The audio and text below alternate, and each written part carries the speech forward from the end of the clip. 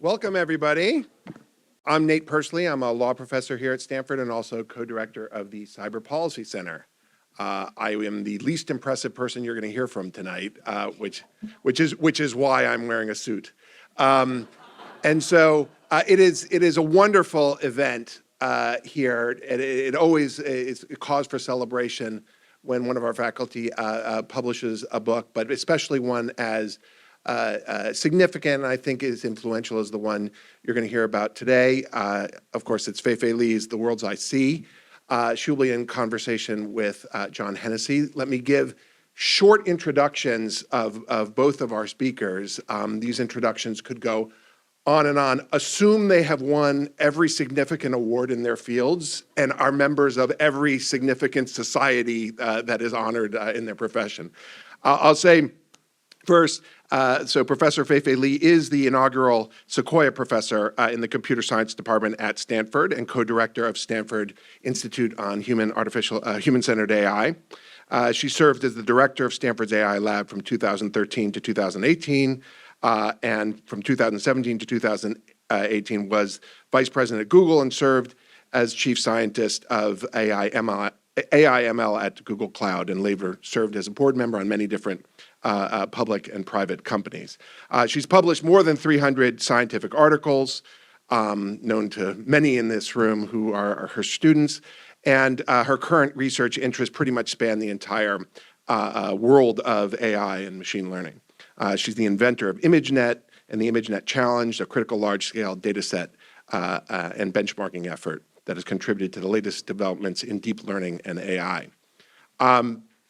I'll say just, there's so much more that one can say about Fei-Fei, but she is a leading voice also in advocating for diversity in STEM and AI, and as co-founder and chairperson of the national nonprofit AI for All, which is aimed at increasing inclusion and diversity in AI education. She is naturally relied upon in all policy circles, whether you're talking about the United Nations, Washington, here in California, for advice on AI policy. Her new book, The World's I See, is more than just sort of a book about AI. It is a real personal narrative about sort of connecting her experiences also to the science and the topics that she studies. She will talk about her book, and then she'll be joined in conversation with John Hennessy. I'll make this even really short. He was appointed here as assistant professor in 1977, and then he held many significant jobs after that in the university. He was provost. He was chair of the computer science. He was, of course, president from 2000 to 2016, and is in his own right, of course, an expert on computer architecture, has published widely, and as I said, has won every significant award in the field. And so thank you all for coming, and thank you, Fei-Fei, for this book. And now I'll turn it over to you.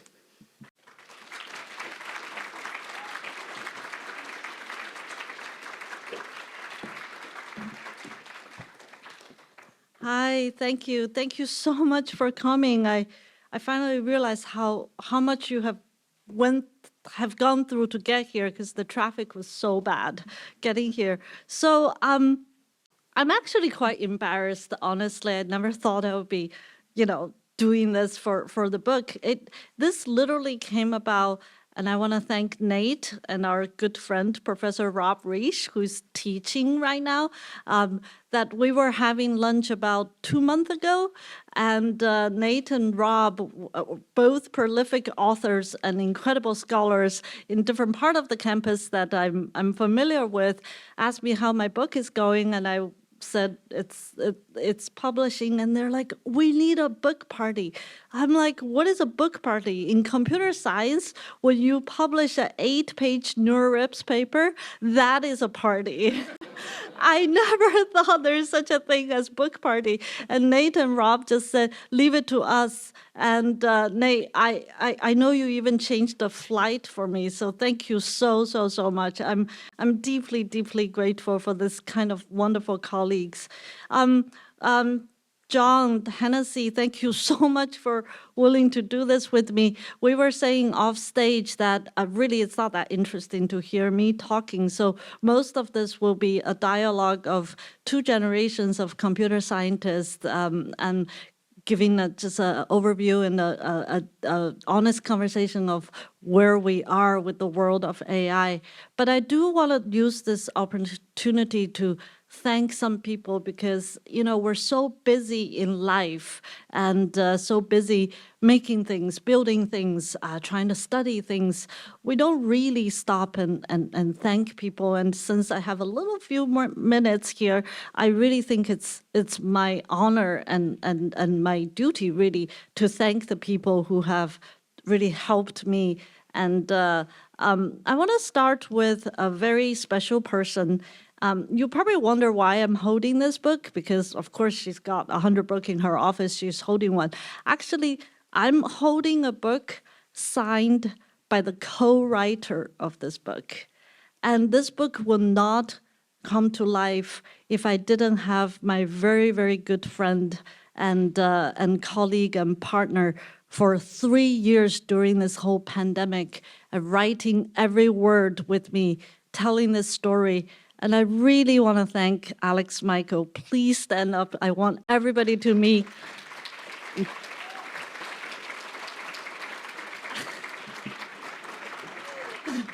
I really, because you might wonder, she only came to this country when she was 15. How could she write this well? Well, I didn't.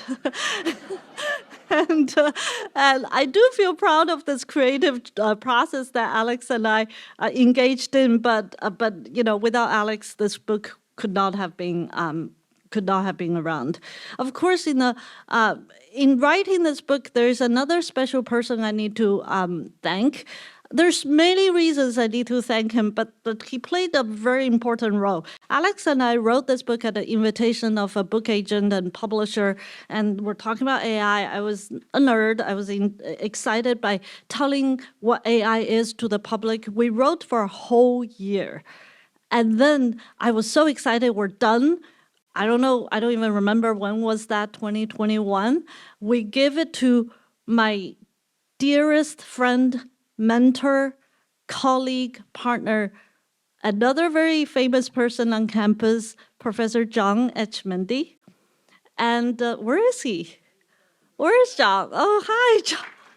But don't clap yet. You have to hear this story. I give it to him. He called me and Alex and said, okay, it's COVID. Come over to my backyard. I need to talk to you guys. So we went to his backyard and he held, I don't know, some printed copy of our manuscript and said, this is no good. Go back and rewrite. And Alex and I just turned pale. And then John said something that I was so reluctant to admit, but he would have been the only single person who can convince me of that. He said, many AI scientists and technologists can write this book, but there are so many young women, young people, immigrants, people of all walks of life out there who need to identify with a voice that is not a typical AI voice. And you have a journey that you need to share with these people. And when John said that, I was just like, my stomach was turning because I know he wants me to write a memoir, and that's everything I didn't want to write. In the meantime, Alex was jumping up and down next to me and said, I told you. And of course, Alex also said, it only takes John H. Mendy to convince you. So I don't know if John convinced me, but I listened to John. So John, there are many things I want to thank you, but you have been an incredible mentor and friend, even for this book. This book would not exist without you. I know, I don't know how I can thank you enough. You mean the world to me for what I'm doing here at Stanford. Thank you, John. So in my acknowledgement for this book, I wanted to thank a lot of people who helped me to publish. And some of you actually are in the audience in the course of this book. You have read different versions. I don't know who are in the audience, but please raise your hand if you have given me advice in the course of the book. So I know. Oh God, Terry. Okay, everybody, Professor Terry Winograd.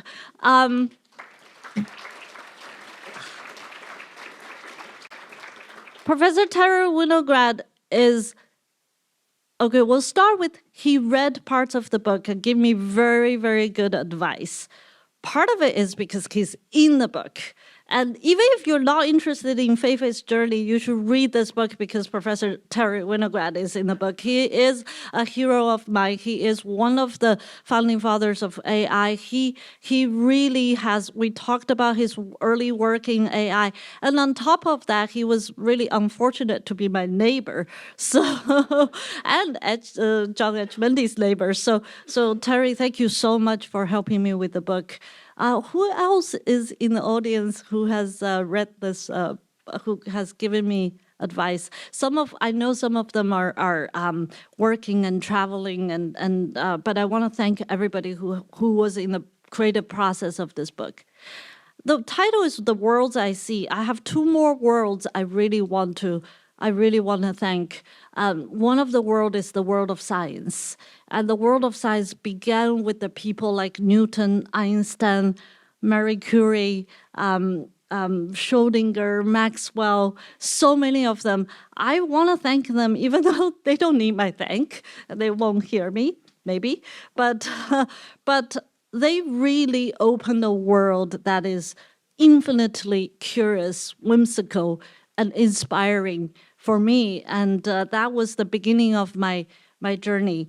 But in the AI world, I have so many mentors and colleagues.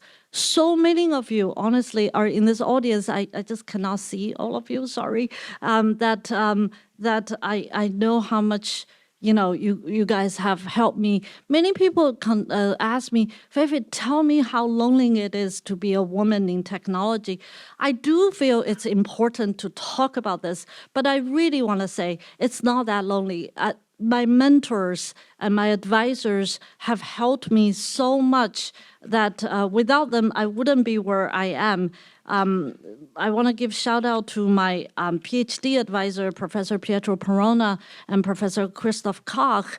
They really let me into the door. I want to thank some of the mentors. I do want to read their names. Some of you might identify, but Professor Diane Beck from UIUC, Professor Bill Daly, who hired me to Stanford, Diane Green, Professor John Hennessy, Professor Jeff Hinton, Professor Daphne Koller, the first badass AI woman I ever knew, Professor Kai Lee, co-author of ImageNet, an unsung hero in this journey, Professor Jitendra Malik, Professor Arnie Milstein, who is a clinical researcher at Stanford, Professor Andrew Ng, Professor Sebastian Thrun, and then so many people in Stanford Institute for Human-Centered AI,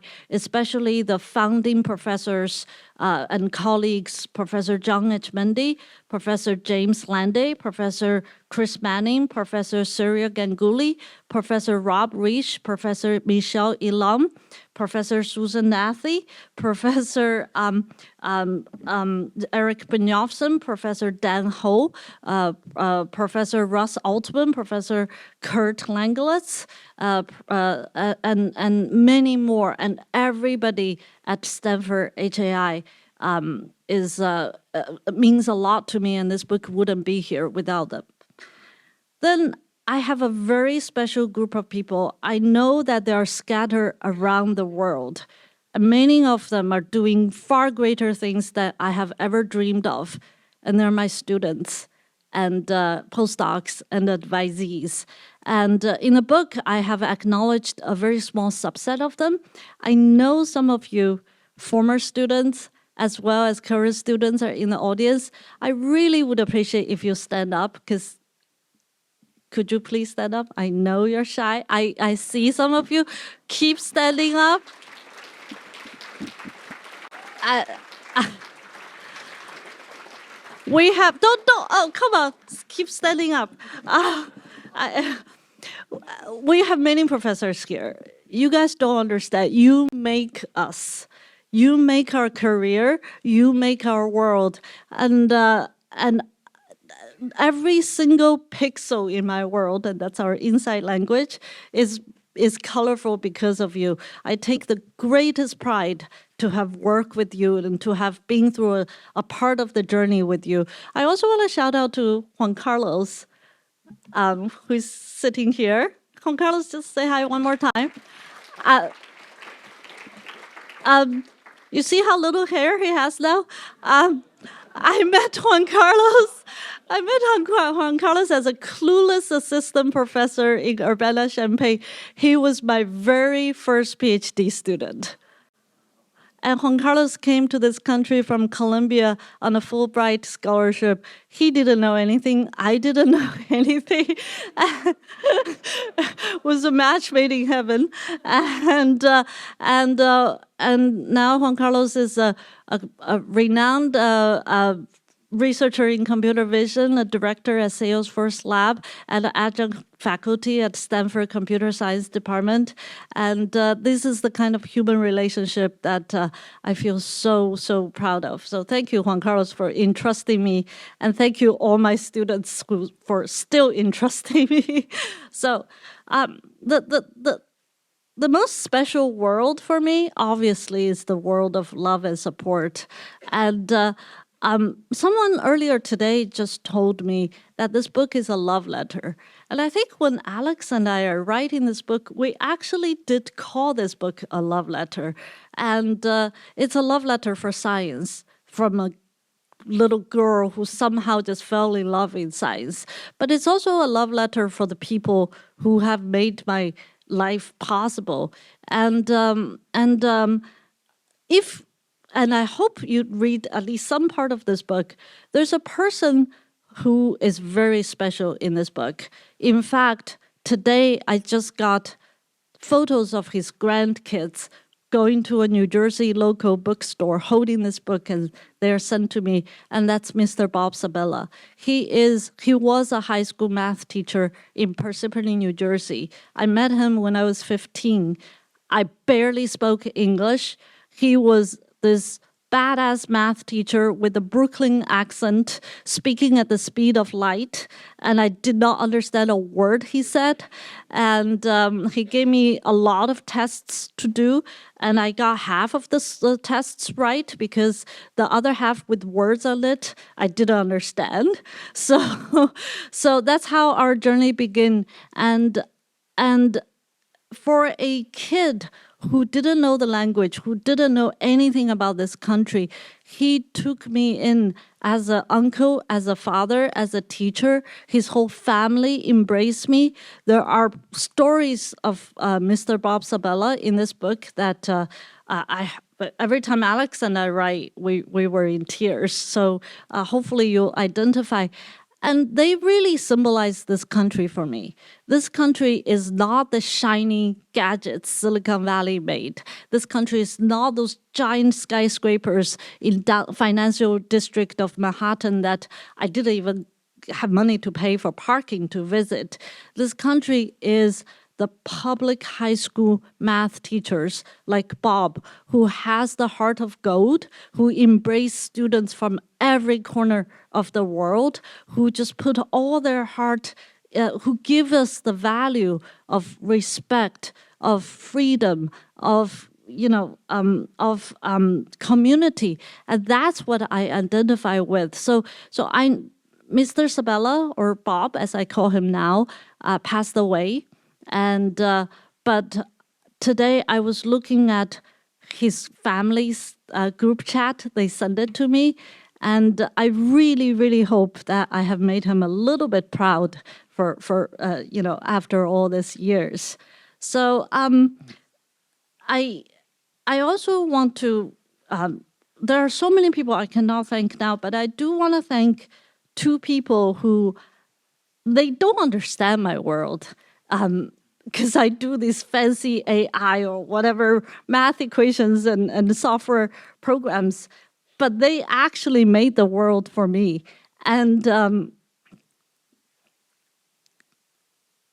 you know, I come from a Chinese background. In Chinese family, we never say cheesy things to each other. I don't feel I've never said, you know, I love you, mom and dad. But if you read this book, a lot of this, the grounding of my human-centeredness come from them and come from the journey we've taken together. And when Alex and I are writing this book, we were both writing for our mom. Both of moms are battling with healthcare issues, and that also made Alex such a special partner. And both Alex and I were racing against time, we feel, because we don't know if our moms will see this book. And I know, Alex, your mom didn't get to see the final version, and it is a loss between us. But I'm very lucky that I still have my parents here today, and despite their health conditions, they actually came for me today, and I really want to acknowledge them.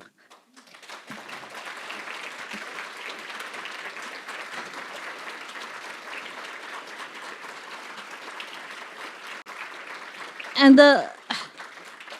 in my acknowledgement, I said that my parents braved the darkness so I can seek light. And I think in all of our lives, if you search in your lives, there are people who have braved darkness for you. That's how you can seek light. I really hope that you also reflect on that and feel grateful. And for me, thank you so much, my parents. And I think it's one of those moments. We won't say it in our living room, but I'll say it in public, how much I love you.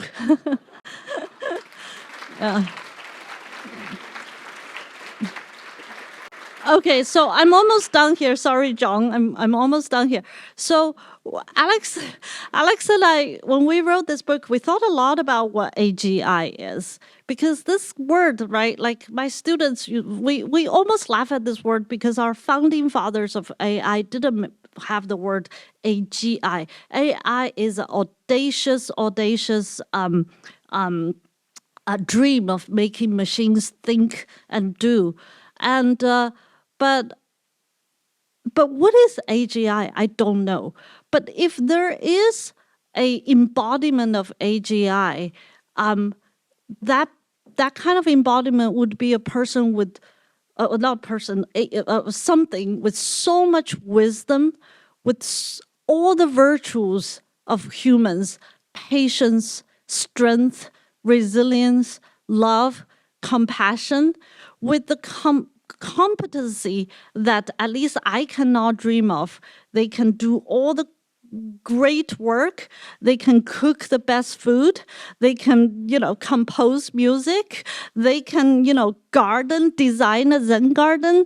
They can raise kids and all that. I don't know if we'll ever get to AGI, but that is my model intelligence, model being. And I have that special person in life. He is a fellow AI scientist. He is my best friend. He's my soulmate. And he's my children's father. And that's Silvio.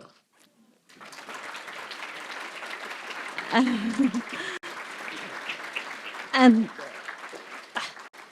last but not the least, the love letter really is for the future generation.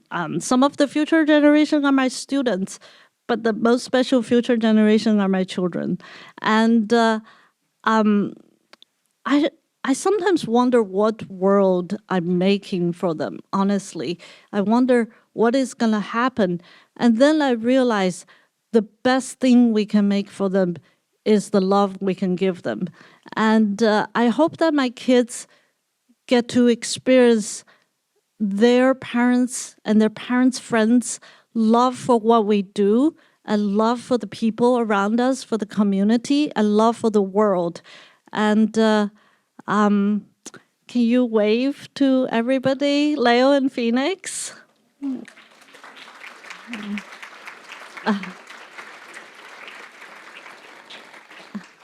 Okay, I'm done. Thank you so much. I honestly, I really, I'm so thankful you indulge me. I don't know what's the best occasion to thank so many people who have made me who I am, and this is longer than I thought. But really, I'm so grateful you're here, and I actually look forward to having a conversation with John. Thank you.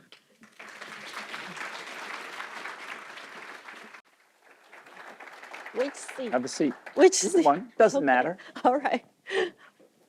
So, Fei-Fei, you saved me a lot of hard work because I was going to make you talk about your parents if you didn't talk about them. So, but I think, tell us about the early part of your life. I mean, you're growing up in China, in Chengdu by then, right? What was it like to be a young, growing girl interested in math and physics at that time? You know, I still hope you read my book, but You should read it anyway, because there's a lot of great stories. There are just so many great stories. yeah, but you know, it was I grew up in the 80s in China. I was born in Beijing, and my parents brought me to my mom's hometown, Chengdu, and it was a very modest city. There wasn't much material means. Globalization hasn't hit, at least hasn't, well, it hasn't hit the world, but it hasn't hit China. It was relatively simple, but there is a sharp contrast that the book tries to describe is the freedom. The freedom not because of the world I lived in, the freedom that of my family life. Somehow, especially my father is a very free-spirited person, and I lived in a world of let's find the next bug. You know, my dad, the best, Alex, and my favorite story of the book is when my dad tells me about his pet bear as a child, and I was just given so much curiosity, freedom, and yet the school was very serious. You know, there's a lot of math actually, and science.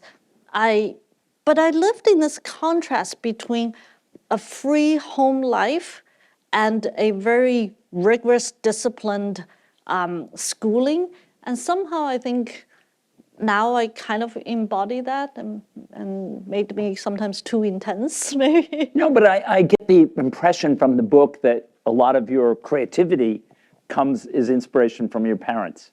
Yes, again, I think it's because they let me. It's not like they showed me this particular thing. They just kind of let me. They didn't box me into anything they think they want me to be or my teacher wanted me to be. In fact, I think they almost took a little pride for seeing the rebellious Fei-Fei, and that's, as a parent now, I feel that is so precious. It absolutely is. So when you arrive in the U.S., how many English words do you know at that point? Put it this way, I had to watch who goes into restrooms to figure out which restrooms I should go. Yeah. Okay, so pretty small vocabulary, pretty small. small vocabulary. But you were, even as a high school student, you thrived, even though you started with this giant disadvantage compared to many of your fellow students. I don't know, John. I still remember my rank at Persephone High School was 6 when I had a lot of ESL class that didn't help because, you know, you have to do AP to get those weighted, and I did do some AP, but not enough. First of all, for those young people out there or parents of young people, my own experience tells me you can never underestimate the resilience and the creativity of young people. You have to believe in that. I honestly, right now, I don't know how I did it. I really don't. I don't feel I'm special. I Lots feel of hard work. Yes, just hard work. But there is, if you give that fire in the belly to yourself or allow your kid to have that fire in the belly, the level of resilience and creativity is unbounded. So in the title, you talk about the dawn of AI, and yet AI had a long history for that and a series of what we sometimes call AI winters. Yes. These periods where there were great expectations, but they didn't get fulfilled. What's the break? What happened that really changed that? What was the fundamental breakthrough or breakthroughs that really made a difference? Well, you know the answer, but you're just I know, being but I'm nice. getting it from everybody else. I want to hear your answer, Fei-Fei. But I do want to talk about one thing about AI winter. So when I arrived in America, it's 1990s. We were smack in the middle of the AI winter. Of number 4 or something like that. Right, something like the latest AI winter. I had no idea, less than 30 miles away from Parsippany, New Jersey, was Bell Labs. Right. It was where Yang LeCun was making convolutional neural network. It is it gives me goosebumps that when I was studying English 30 miles away, having no idea how our lives would have collided, neural network was being made in New Jersey. And, but that was still winter. Neural network didn't fully work. It worked in recognizing digits. Digits, right? Very Right. simple problem. Right. So I arrived in grad school, Y2K, the year 2000. I think actually, as you know, the public still thinks it's an AI winter, but I think it's the beginning of the change. There are a couple of things that are changing. First of all, machine learning become the lingua de franca, right? Everybody's working on it. Right. Suddenly we found a mathematical language, statistical modeling, because the earlier winters were logic-based, the first order logic, expert systems, and all that. But machine learning really started to change. And I was one of the first generation of students who are using this language now. Second thing is internet was happening. Right. I still remember being second-year graduate student. My fellow grad student said, "Have you used a search engine for papers called Google?" And internet brought data.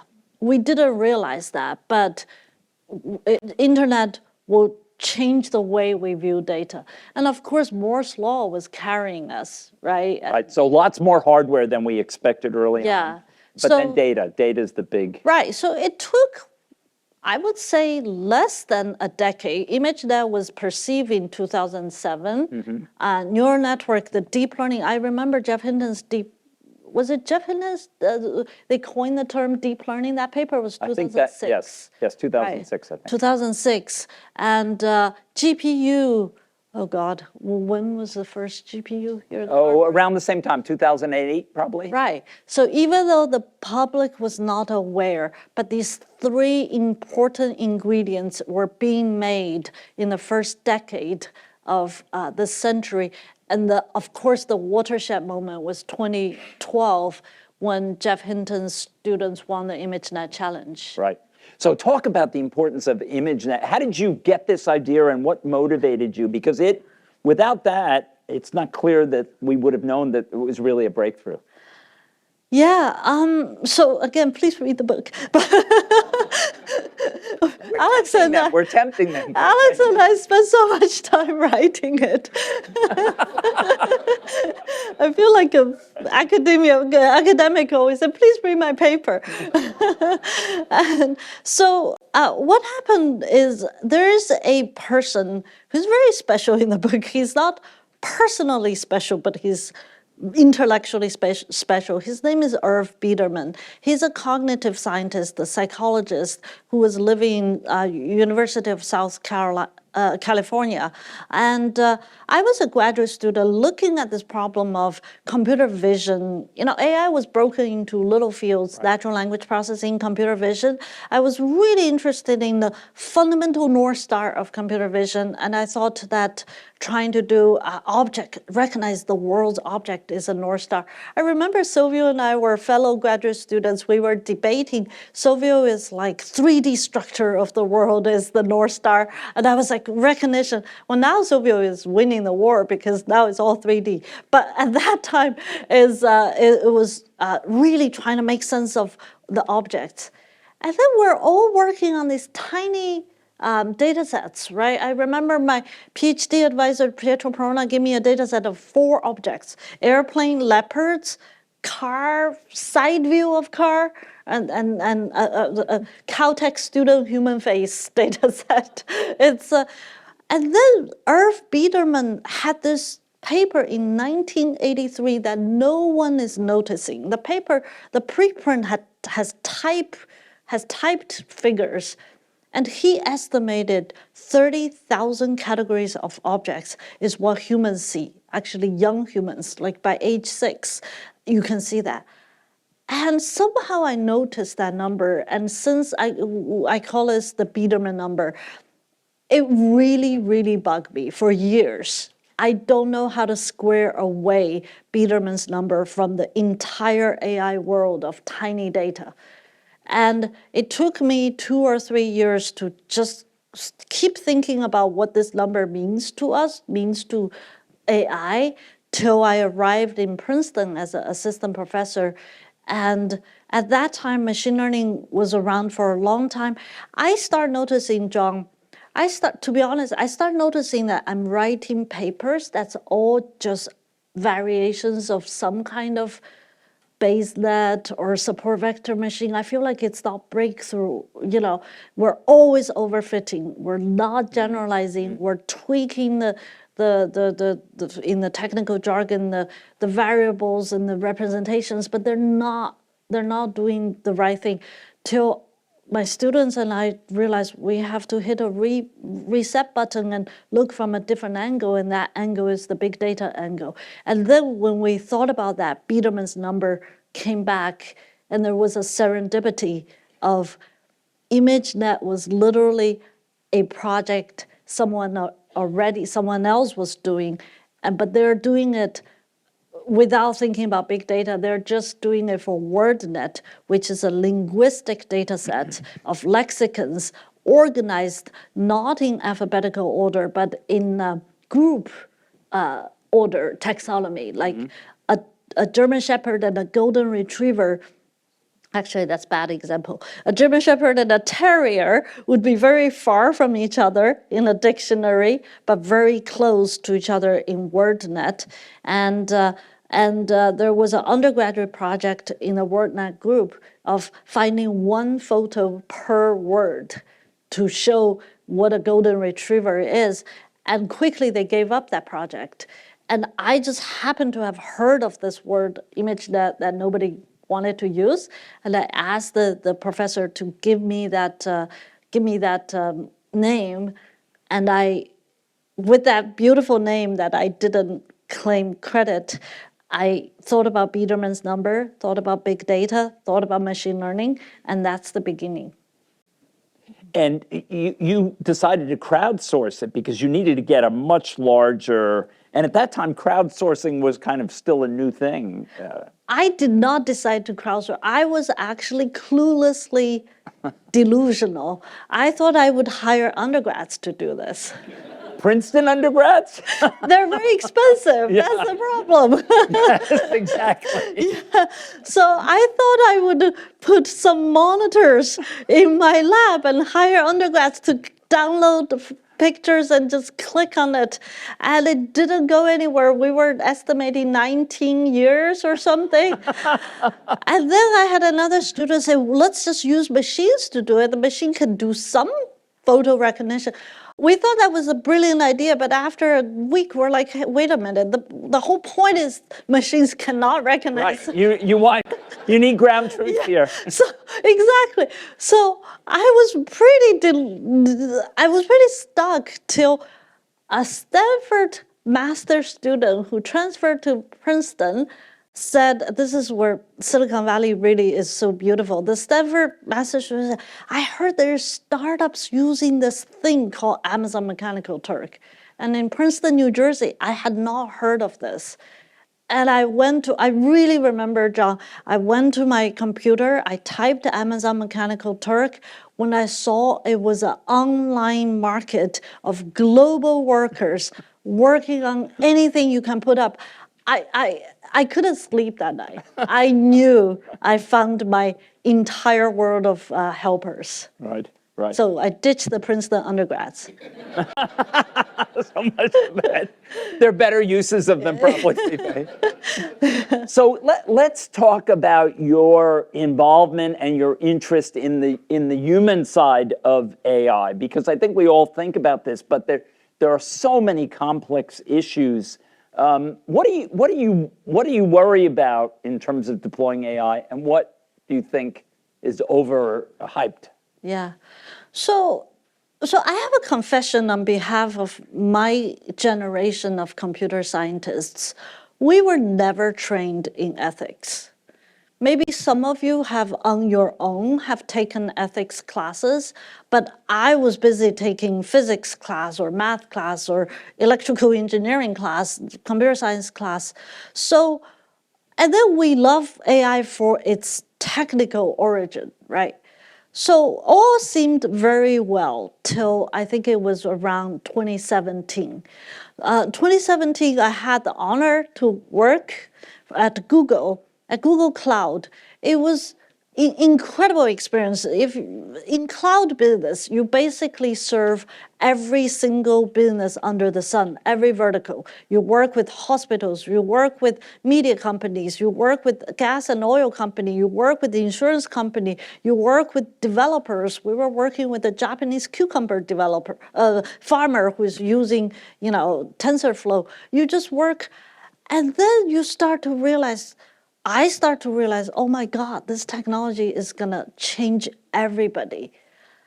And before I even woke up to that, we start to have a techlash. We start to hear Cambridge Analytica. We start to have the first self-driving car death. We start to see biased facial recognition algorithms are making really horrendously horrible, predictions of human faces. And we've had our own share of debates on AI and defense and all that. And that was really a wake-up call for me that we have entered the messiness of putting this technology out to the world. Math is beautiful and simple. 1 + 1 = 2. But technology in human world is not simple. It's messy. It has opportunities, but it has consequences. And that's when, John, I came to your office. I went to John Etchmendi's office. I went to, I don't know if James Landy, Chris Manning are here. Where's James? I saw James. Oh, hi, James. I was in James' kitchen all the time after my Google daytime work talking about this messiness. I was talking to John Levine, I remembered. And we start to realize we have entered a new era. This era, technology and humans are coming much closer.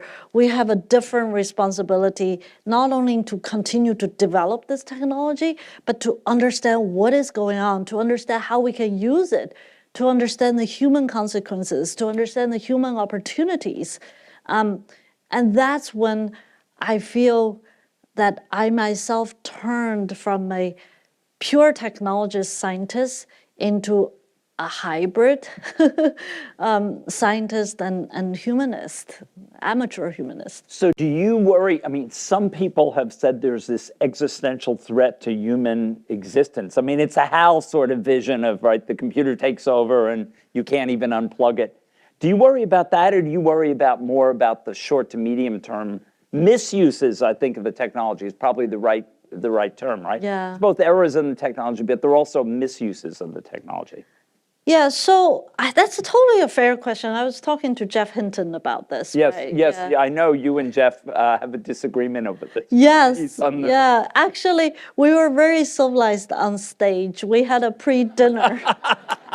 It was a much more heated conversation. That's good, 'cause he's an older guy. You have to be nice. No, but we all love Jeff. But okay, look, we're here at Stanford campus. We're in a liberal art university. We have all walks of discipline. We have philosophers to anthropologists to economists, social scientists. This is the kind of topic. What is sentient? What is consciousness? What is the long-term existential reality? I actually think it's a respectable topic. I genuinely do. And I studied consciousness a tiny bit with his PhD co-advisor, Professor Christoph Koch. He talks about consciousness all the time. I feel like till the day I graduated, I didn't understand what consciousness is. And the reason is these are tough topics. We should talk about it. In the meantime, I find it worrisome if the entire public, including policymakers, are talking about this singular topic that should be more a topic of scholarly debate and discussion, and while forgetting about the true societal impact, the catastrophic risks, the opportunities. We've got disinformation, Nate, disinformation and fakes all over the democracy. place, right? We were talking about this over lunch, right? That's just so deep. I know Mike Fall, we talk about this as well. We've got jobs, John Levine and I don't know, other economists here are really concerned about this. We are we have issues with bias, right? We have issue with privacy. I do healthcare. And I have so many stories to tell you about the tension between what technology can bring, but human dignity and bias. And we've got weaponization, we've got geopolitics, and we've got also public sector crisis in the sense of lack of resource. And I think that's what's important. We have responsibility to talk about this. And I worry that the media or maybe it's not just the media, the oxygen is sucked out in the room of only focusing on this existential topic. Yeah, I think you're right. I think while that topic is out there, we don't even know the terms yet. Exactly. We can't define them yet. So we need to think about these other more immediate uses, which we're going to see soon. We're going to see quickly. We're going to see it in this next election cycle for sure. So yeah. So by the way, Don has a lot to say. We can talk to Don about sentient. We had a little discussion about that. Yeah. Well, why don't we? Fei-Fei and I could go all night, but we want to leave a little time for questions. So why don't we open the floor for questions? And I think there's some microphones floating around. So if you just raise your hand, and I told Fei-Fei this crowd was going to ask really tough questions, so I have high expectations for your. Hi, I work in cybersecurity industry. I'm thinking that the authentication is machine tell it's a human, and then we come up with new technology to bypass it, and then we have a better way. So is there an end to this? What do you think? Well, first of all, both of us should talk. I want to hear, digital authentication and disinformation. It's going to be a hard problem. I think there's a lot of, you see all the concern in Congress about AI and not nearly enough about cybersecurity. I think that's a really serious threat nationally as well. And it's a really hard problem, right? Yeah, I think it's going to be a continued what's the phrase? I know the perfect Chinese Leapfrog. phrase. Oh, okay. Well, you can tell us. Arms race. Yeah, arms race between creating fakes and creating authentication technology. Right. And I talked to my colleague Mark Lavoie is a scholar in this domain. He works in Adobe, which is leading a lot of the industry efforts. And Mark has said to me, getting to the source is still going to be the most important defense against deepfake. So yeah, it is a big. But as the technology gets better and better, it's going to get just harder and harder and harder to tell the difference. Yeah, hi. I think you alluded to the problem of, I call it, there's a thirst of knowledge on both sides. On the AI side, things like what does it mean to be a human, or what is fairness, and all these questions that could be answered by some departments here at the university, or in general by the humanities. On the other hand, the humanities are terrified what's coming. How do we bridge that? It seems to me, just here at Stanford, I don't see that bridge right now, and I'm sure it's like that in most of other institutions around the world. It seems like there's a gap instead of a bridge. Well, first of all, I do want to respectfully disagree. At Stanford, we have a human-centered AI institute that has been working really hard to try to bridge. I don't think we have done all the job. I agree, but I think there's genuine efforts and trying to bridge this. And there are multiple ways of bridging.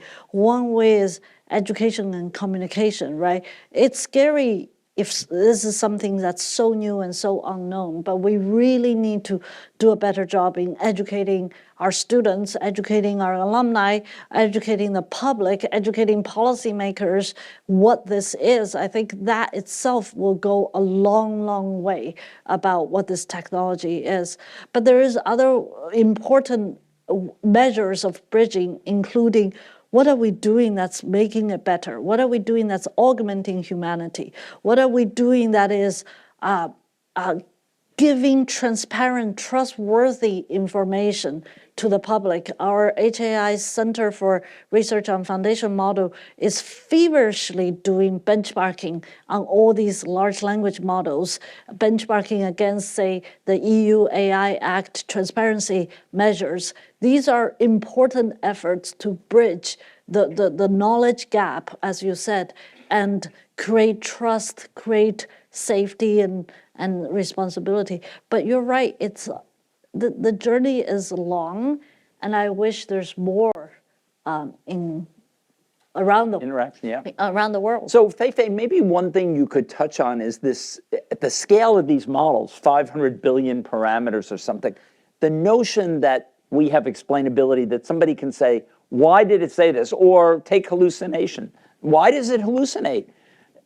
Do you think this is part of the problem, is that the scale of these models are so big that we really can't explain, when I put A in, why I get B out? Yeah, so John, I dream of the following thing, but you can tell me I'm delusional.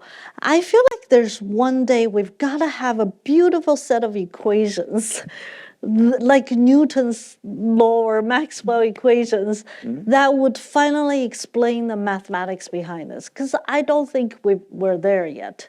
We don't have the computer theoretical understanding of why these large language or large models are doing what's doing. We have some sense, you know, the representation and the sequence to sequence encoding and all that, but you know, we don't.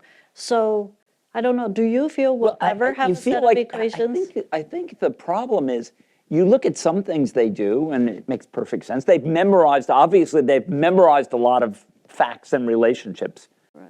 But every now and then, they put something in that looks like, as it happened with AlphaGo. Oh, yeah. You know, in AlphaGo, Move which 37? yeah, move 37. So the computer made a move that everybody thought, this is the craziest move ever. What's going on here? You've just blown the game. And it turned out it was a brilliant move in retrospect. And it was creative. I mean, he says this is a creative move. Right? Lisa just says this is creative.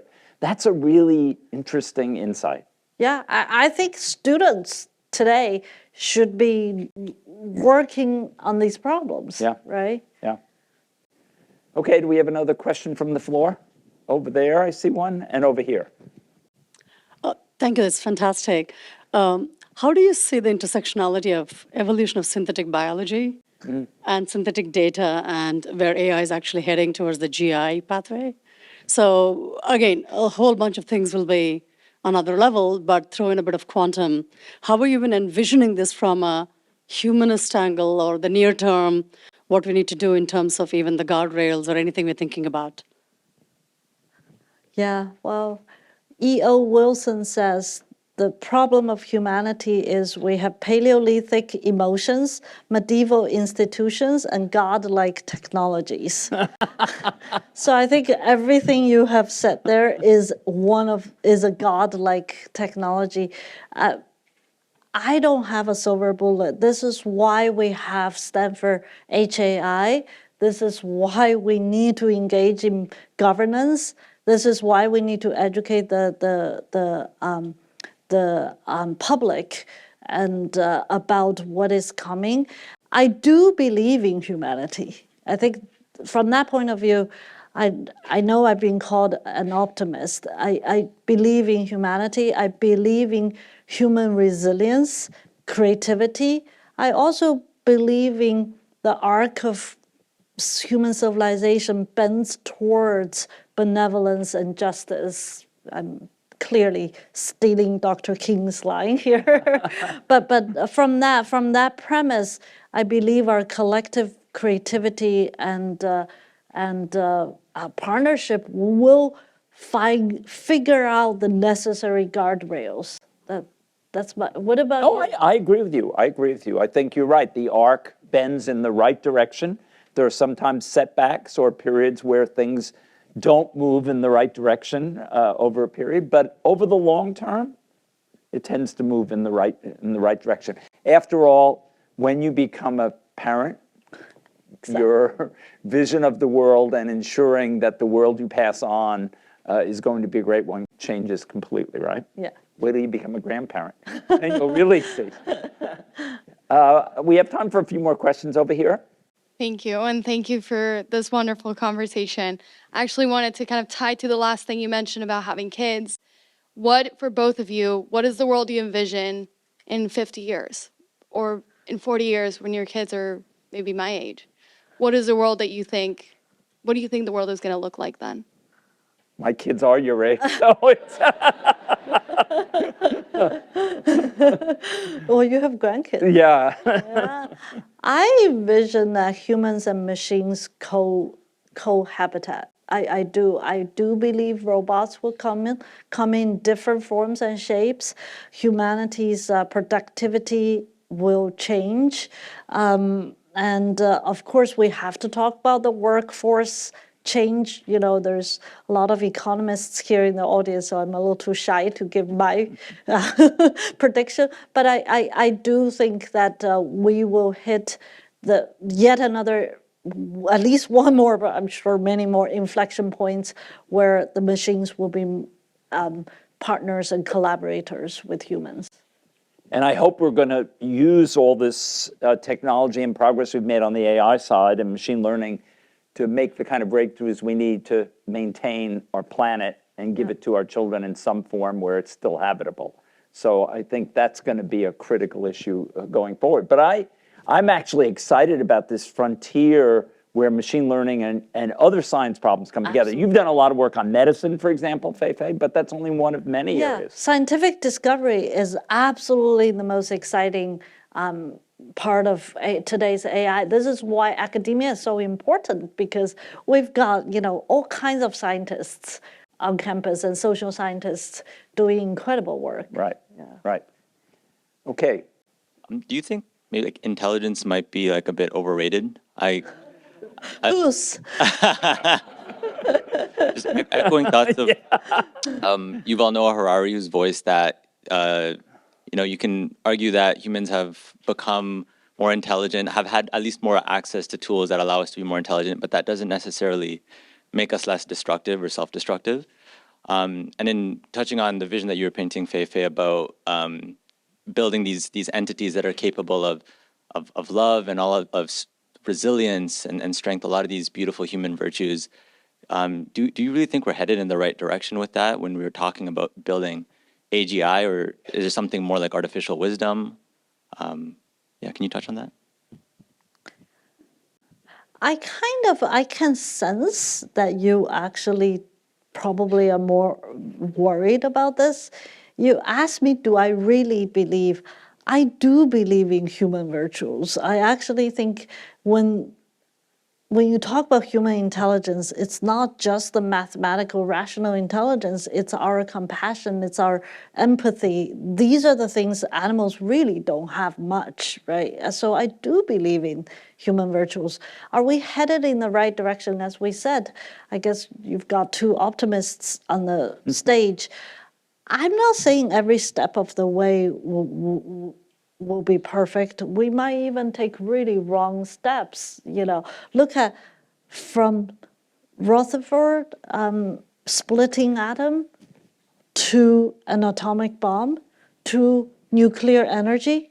I mean, we've done good things, bad things, good things. So I think we're going to go through that in AI. But I do believe we can. I really believe we can, as a species, as a civilization, that we can bring this to a better world.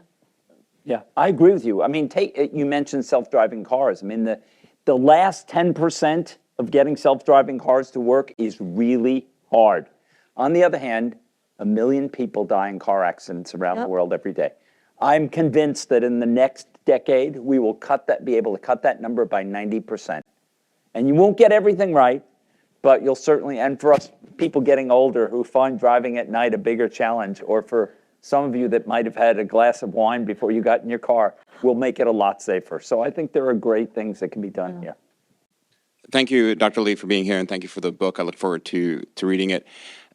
You were one of the public faces inadvertently in the Google and DoD Project Maven issue as it arose, and some of your correspondence became revealed in the pages of the New York Times in the discussion about that.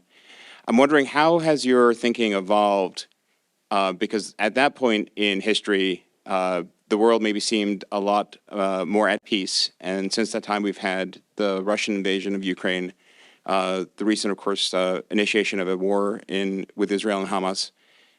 That shows that conflict is ongoing, and with the Russian intent to destabilize our elections, geopolitics hasn't ended.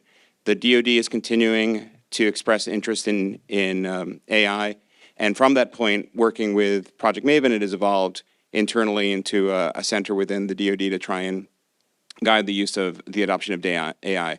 What do you think about the ethics, and has your point of view evolved since that time in terms of using these technological advancements in the defense of democracies? Yeah, great question. So this is why John and I were saying 2017, around that time, AI and tech become messy, because it started to hit the world in a multi-dimensional way that before we were just in the lab, right? Like if you do ImageNet, it sounds great, but it doesn't. But once you get into weaponization, defense, election, and all that, did I evolve? I think I became more, I learned more from my colleagues, but my human-centered belief of using technology for the good hasn't changed. But I learned a lot more about how nuanced and how multidimensional this issue is, right? Like take defense. I don't know how many people are in this audience. We all have such different ways of defining defense, defining weapon, defining where we stand in terms of using technology for weapon. Human civilization is a history book of technology and wars, basically, right? So we all have different we come in different opinions. Personally, I'm devoted to using AI for much more focused in human-centered use. This is why I work so much in healthcare and basic science research. But I hear you, and I think, I continue to be a public face talking about this. But one thing I gotta tell you, I've learned through that experience as well as today, is I've learned to be more vocal about the messiness of AI. None of us have all the answers. Acknowledging the messiness, acknowledging how tough this question is, acknowledging as a computer scientist, I'm not fully trained in every aspect of this. This is why I go to Nate's place and talk about, democracy. I go to my different colleagues. And I think we need to have that humility, whether you're AI technologist or some other expert. We should have the humility to learn, to engage in respectful discussion, to actually allow different voices. This is so important in today's university. So that's That's my learning. Yeah, I think you're absolutely right, Fei-Fei. And I think the thing to remember is software is a tool, but it's a somewhat universal tool. Unlike a car, what can you use a car to do? You can use a car to drive. You can't use a car to hammer a nail or to do something else. But software has this property, so it's very hard to distinguish between somebody's defense is somebody else's offense. And that's just a product of the kind of software we build. And there's not, that nuance is really going to be hard to explain to people as we go forward. Yeah. I think we have time for one, we'll take one more, and then Fei-Fei has a lot of books to sign, so. Thank you so much for this wonderful session. And I have so many questions on AGI, applied AI, but I think the most important question I have is something that you inspired with your thanks and the view around the generations you've thanked today.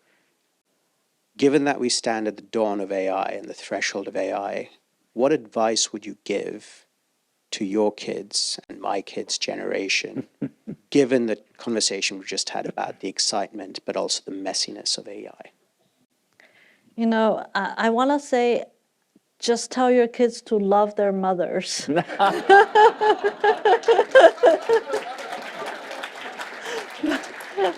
And read books, read books. And fathers. And fathers too.